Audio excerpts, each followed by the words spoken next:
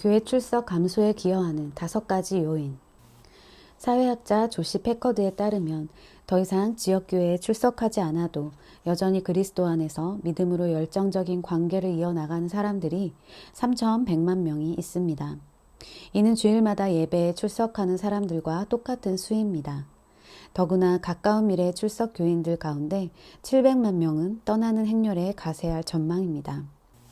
이 모든 현상을 어떻게 해석해야 할까요?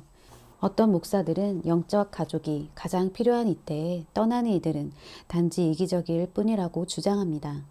그런 말은 지난 20여 년간 내가 만나온 사람들로 봤을 때 사실이 아닙니다.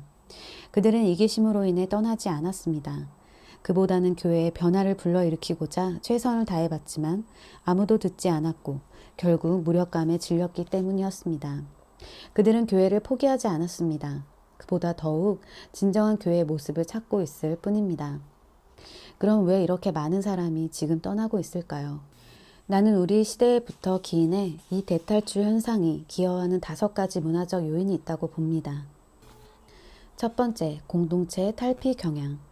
50년 전 대부분의 지역교회는 수세대에 걸쳐 형성돼 마치 확대된 대가족과도 같은 주민의 모임 장소였습니다. 1970년, 80년대 교회 성장 운동이 규모에 중점을 두면서 메가처치가 출현했고 클수록 좋다는 바람 가운데 실질적인 공동체는 실종되었습니다. 대부분의 사람들은 낯선 이들로 가득 찬 예배당에 앉아 있게 됐습니다. 많은 이들이 가정 모임 프로그램을 다양하게 구현함으로써 필요를 채우려 노력했지만 관리하기에 너무 많았고 진정한 우정을 키우기보다는 모임 자체에 초점을 둬 대부분 실패했습니다. 그들은 공동체를 낳지 못했고 대부분 관계는 기껏해야 피상적이었습니다. 두 번째, 가벼운 기독교인에 대한 어필. 규모의 확대를 꾀하면서 리더들이 열정적인 사람에 관해서는 어쨌든지 나온다고 여겼기 때문에 많은 프로그램은 열정적으로 예수님을 따르는 사람보다는 덜 관여하는 사람에게 끌리도록 만들어졌습니다. 이들은 일주일에 한 번 나오는 데 있어 본질보다도 즐거움이 더 중요한 사람들입니다.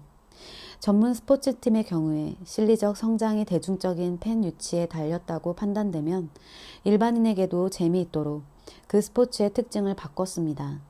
그 영향으로 인해 많은 골수 팬에게는 처음 사랑에 빠졌던 그 게임이 엉망이 돼버렸지만 시청률은 치솟았습니다. 그런 방식이 축구에선 먹힐지 몰라도 복음에 관해선 맞지 않습니다. 예수님의 열정적인 제자들은 떠나가고 단지 영적으로 가벼운 관심뿐인 사람들만 남아 많은 목사들은 걱정에 빠지고 맙니다. 세 번째, 문화적 압력의 저하. 한때는 지역사회에서 그리스도인으로서 신임을 얻기 위해 또는 하다못해 지역시장에 참여하기 위해서라도 사실상 지역교회 교제에 동참할 필요가 있었습니다. 또 참가하지 않는 사람은 경멸당했습니다. 이제는 그렇지 않으며 사람들에게는 주말을 보낼 수많은 옵션이 있습니다. 더 이상 사람들이 외부 압박 때문에 의무감을 느끼지 않고 지역적 교제에 불참하는 데 대한 낙인도 더는 존재하지 않습니다. 네 번째, 지성을 선호하고 심령은 관가하는 영성의 시스템화. 신학원에서는 신자를 가르치기 위해 학자를 기르지만 영적으로 생기를 불어넣는 심령을 갖게 하는 일은 배제합니다. 하나님은 설교나 글 또는 성경 수업만으로 알아가는 것이 아니라 속사람의 생명으로 알아갈 수 있습니다. 사람들이 하나님과 더욱 관계를 맺도록 돕지 못하면 지적 이해만으로는 만족할 수 없는 영적 굶주림이 생겨납니다. 그들의 열정을 끌어내는 대신 믿음의 동기로 의무와 죄책감을 부여하며 안주한 결과 사람들은 지치고 낭망하여 공허한 채로 남게 됐습니다. 다섯 번째, 대안적 견해를 향한 접근 가능성. 교회 제도적인 프로그램을 두고 고심하던 사람들은 줄곧 그들이 혼자라고 생각하곤 했습니다. 그런 고립 상태는 사람들이 서로 관여할 수 있는 아이디어를 결정권자가 통제하는 한 쉽게 유지할 수 있었습니다. 물자의 유통비용이 많이 들던 시절에는 대부분의 출판사들이 책 판매에 있어 목사님들의 추천이 중요하다고 생각했기 때문에 현 상태에 도전하는 문헌을 발표한 일이란 불가능했습니다. 이제는 누구라도 세상에 책을 내고 인터넷에 글을 올리거나 팟캐스트를 공유할 수 있습니다. 그래서 사람들은 제도적 프로그램의 무기력함에 관해 걱정하는 이가 자신만이 아니라는 사실을 발견하고 있습니다. 그런 많은 사람들은 개인적으로 더욱 생기 넘치는 영적 생활을, 또 다른 이들과의 공동체에 있어선 더욱 연대적인 경험을 갈망합니다. 이러한 요인들이 종교 역사상 지금 이 시기에 부합한다는 사실은 떠난 이들이 그저 자기 관심사를 따르는 이기적인 사람들이 아니라 훨씬 더 큰 무언가를 가리키고 있는지도 모릅니다. 이 대탈출은 실상 앞으로 다가올 나날에 예수님의 교회를 다시 활성화시키기 위한 성령의 움직임일 수도 있습니다. 사람들은 교회를 포기하지 않습니다. 다만 더는 그 가운데서 성장할 여지가 없는 그 구조들을 떠날 뿐입니다. 그러므로 어떤 이에게는 3,100만 명의 사람이 걸어간다는 사실이 불안 요인으로 보이겠지만 나는 희망을 발견합니다.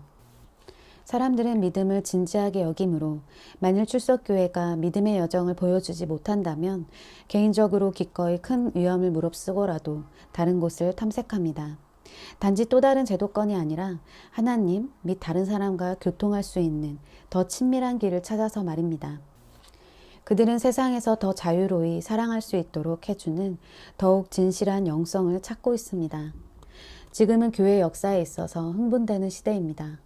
우리는 하나님과 깊은 관계를 맺는 사람들이 엄격한 제도주의를 벗어나서 세상 가운데 연대하고 협력할 길을 찾을 때 교회가 어떻게 표출될 수 있을지 발견하는 중입니다.